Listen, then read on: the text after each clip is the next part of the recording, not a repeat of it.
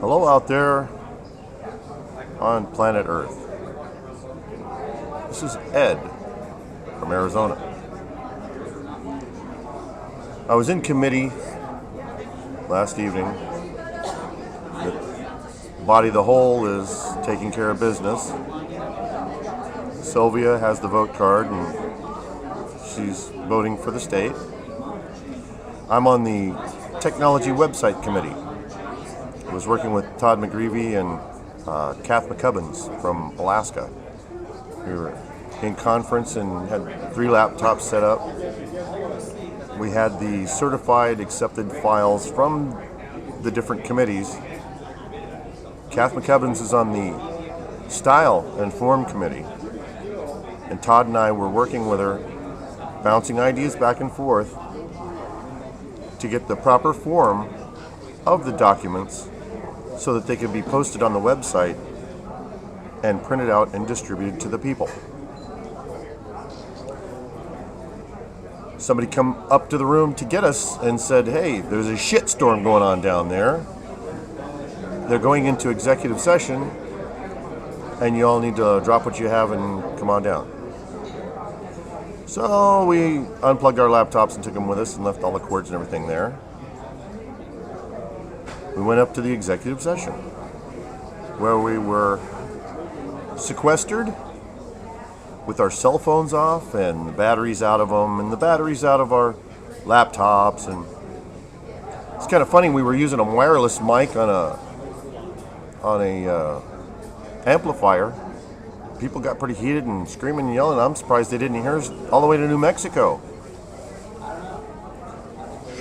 Some people were upset with some of the things that were attempting to being passed by the last committee, the Civic Action Committee.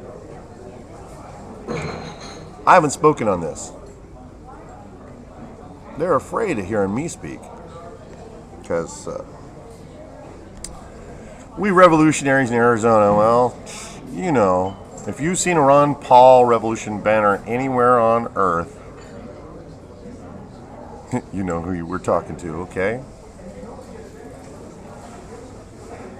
When we saw the presentations by the committee chairs the other night, and this civic action plan was brought up, it was presented to us. It took me about good 20 minutes before I got a chance to speak with the mic. I said, I have a question for you. I said, were the founding fathers radicals? And they all said, oh yeah, they're radicals. And I held up that report and I said, see this? This is not radical. In Phoenix, we call this practice. I said, we do this stuff on a daily basis sometimes. The only thing that we don't do that's on this paper is take the license plates off our cars. I said, that's a pretty good idea. We don't do it, but it's a good idea. Then I proceeded to tell them some of the things about what we do there in Arizona, and not only Arizona, but what we've gone to other states from Arizona to do. And after a short time, they didn't want to hear anymore. I said, I got more. You don't want to hear it? You were asking for suggestions. I said, no, thank you. I said, okay. I went to the back of the room with one of the committee members that wanted to hear what I had to say, and I filled his ear with some sweet things that would make some Phoenix revolutionaries smile and laugh. I hope he takes some of those to committee. I didn't see any of them in the revisions. But in the executive committee, I can tell you that when I got up there and I spoke, I said, you know what?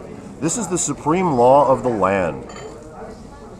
You people have proposed things that go against this, and that's not right. I mean, I've done a lot of activism. I mean, we've done some stuff that other people would say, oh, you can't do that, and we're proud of it because we are sovereign.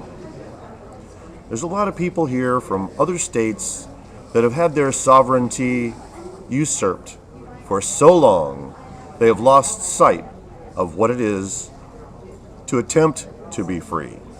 Okay? Because I don't claim to be free. You ask people in Phoenix, I've said it many, many times, either we are all free or none of us are free, and there are righteous men in jail paying a price for unconstitutional acts. Now, I don't call these things that go against the Constitution law. That's a big misconception that's going around here. There's people saying you can't break the law. We don't break the law. We just don't follow any unconstitutional edicts that you call law.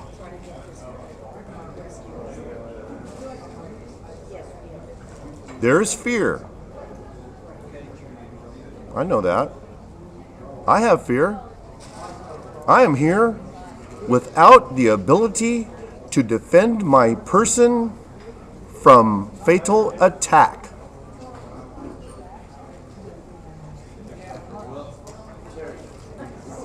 Ask the people that know me in Phoenix, Arizona, or a lot of people that know me across the country, and they'll tell you, wow, look at that. Ed doesn't have a gun on. And you know, it's tough that when I'm in a hurry and I got to go somewhere that I know I can't take my firearm in because I honor the property rights of other individual Americans to put a sign on saying you cannot do this here. Okay? Now, it's unconstitutional to tell somebody you can't do something on private property, on public property, excuse me, in the public. You can't. But if you own the land, you are sovereign on the land, and you get to make any kind of kingly edicts on the land, no matter how usurpous or how authoritarian it is. It doesn't matter. It's your land. You may do as you please on your land, and you may tell others, do as I wish or leave my land. Bottom line, who owns you? Ask that question, because I know there are quite a few members around that don't know the answer. Well, I'm using up lunchtime. We're breaking for lunch, and then we're going to come back. I'll try and get you a report when we break later. But for right now, working for you.